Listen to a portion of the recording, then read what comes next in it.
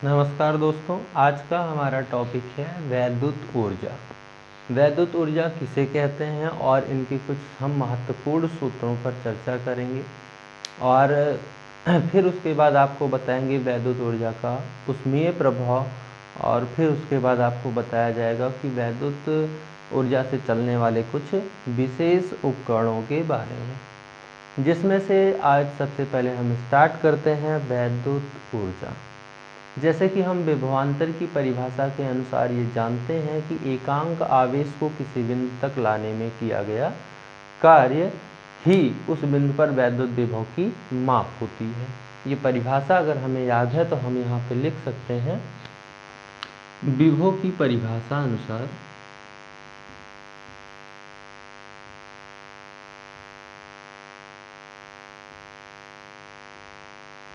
क्या होती है, एकांक आवेश को किसी बिंदु तक लाने में किया गया कार्य, यानी कि V बराबर W/Q वोल्ट।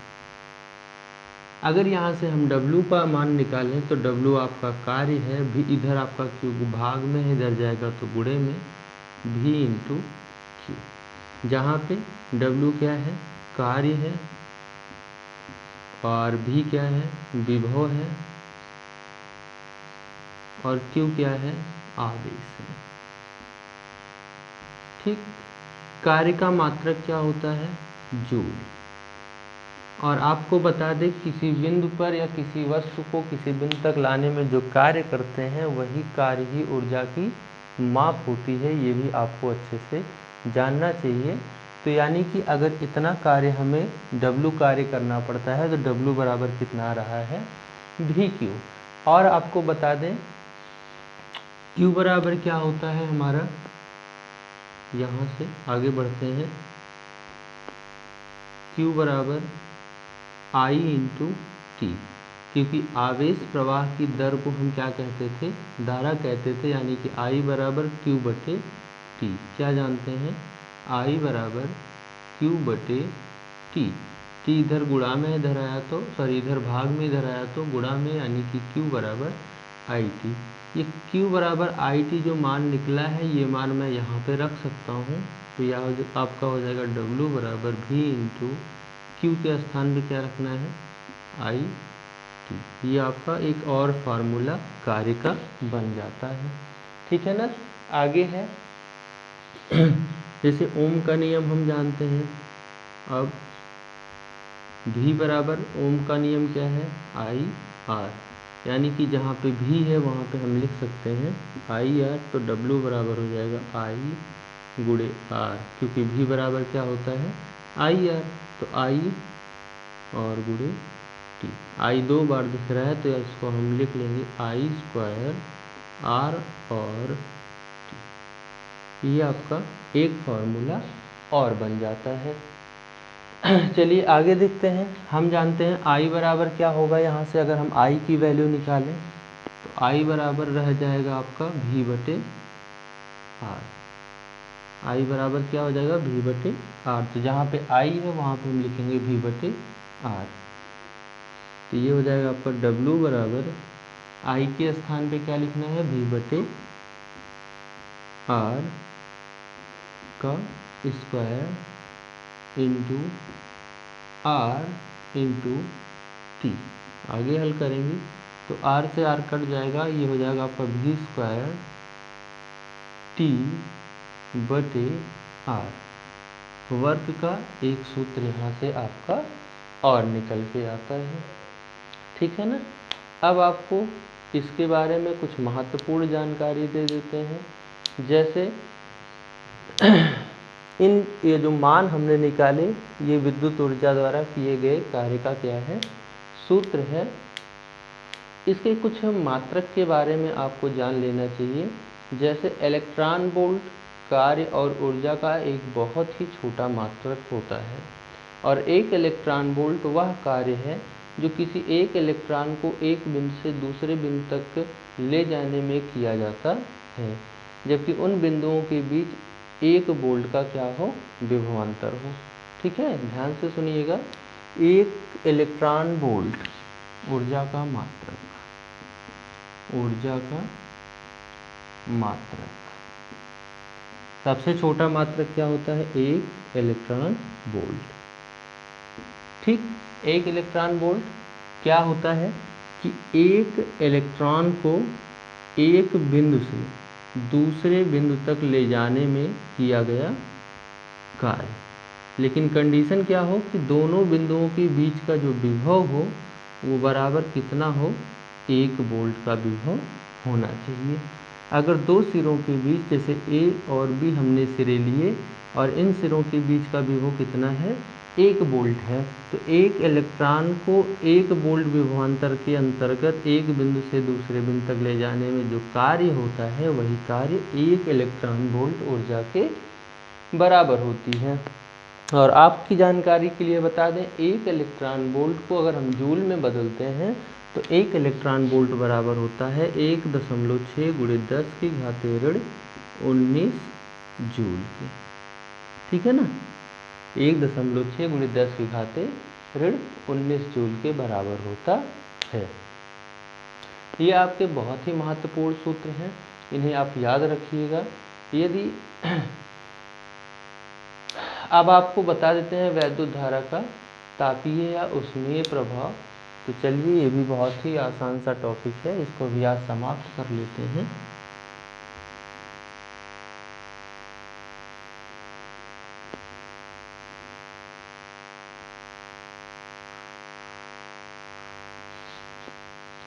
अगला टॉपिक है वैद्युत धारा का ऊष्मीय प्रभाव।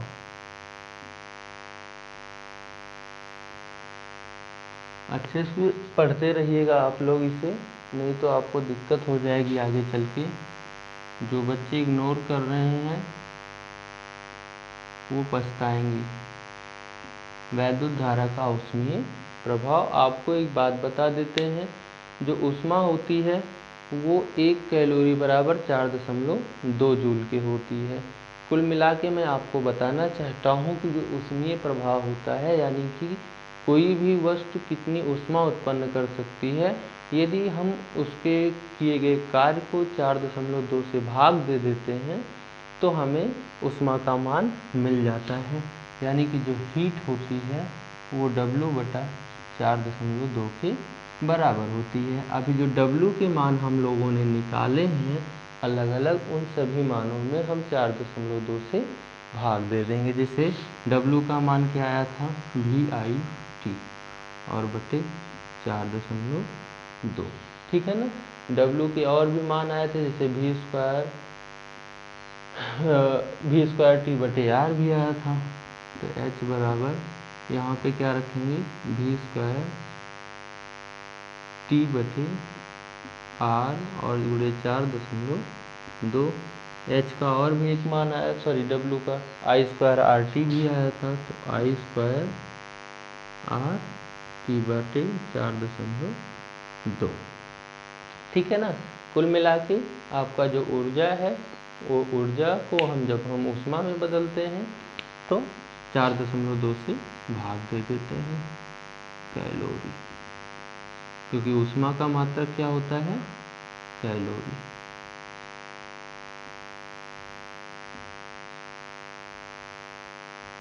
ठीक है, अब ये सब कैलोरी में बदल गए।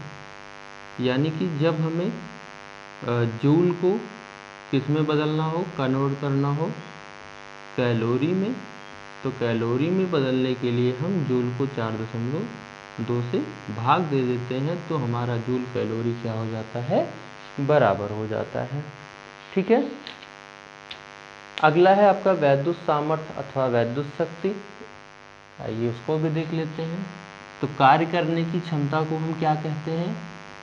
शक्ति कहते हैं। जो कार्य करने की हमारी क्षमता होती है, कार्य करने की दर होती है, उसी को हम क्या कहते हैं? शक्ति कहते हैं। तो हम लिखते हैं, हम जानते हैं कार्य करने की दर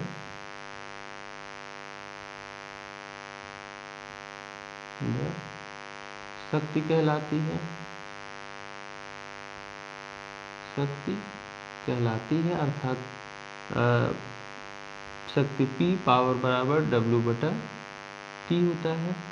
अब P W के VIT मान आया था तो हो जाएगा VI टी बटे टी, टी से टी कैंसिल हो जाएगा और बचेगा आपका वी आई। पी बराबर कितना आ गया, वी आई।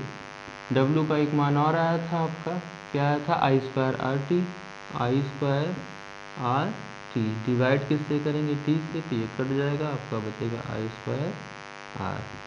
पी का एक और मान आया, सॉरी डब्लू का एक और मान आया था, I square sorry V square T बटे आर, यही तो आया था वी स्क्वायर टी बटे आर। तो वी स्क्वायर टी बटे आर, इसको टी से भाग देंगे तो टी से टी कट जाएगा, आएगा वी स्क्वायर बटे आर। पी के ये 3 फॉर्मूले आपके, ये चौथा जो कॉमन सब में होता है वही इसमें भी है। और शक्ति का जो मात्रक होता है वो मात्रक क्या होता है, वाट। शक्ति का मात्रक क्या होता है हमके इस पद्धति में, वाट होता है। बड़े मात्रक क्या होते हैं, किलोवाट, मेगावाट, गीगावाट, ऐसे ढेर सारे होते हैं। 1 किलोवाट में 1000 वाट होता है, जो आपको ज़्यादा से ज़्यादा उपयोगी होगा, ठीक है ना। 1 मेगावाट में 10 की घात 6 वाट, ये सॉरी 10 की घात 3 आप लिख सकते हैं। 1 मेगावाट में 10 की घात 6 वाट होता है, ठीक है, याद रखिएगा। और इसका एक और मात्रक बहुत फेमस होता है, एक एचपी, एक अश्वशक्ति, जिसमें होता है 746 वाट। तो शक्ति के आपको मैंने मात्रक बताए, वाट, किलोवाट, मेगावाट और क्या बोलते हैं, अश्वशक्ति। तो 1 किलोवाट में 10 की घात 3 वाट, 1 मेगावाट में 10 की घात 6 वाट और 1 हॉर्स पावर यानी कि एचपी में 746 वाट होते हैं। आज की क्लास आपकी यहीं समाप्त होती है। अगली क्लास में आपको बताऊंगा विद्युत बल्ब, विद्युत हीटर वगैरह वगैरह। तब तक के लिए पढ़ते रहिए, मस्त रहिए।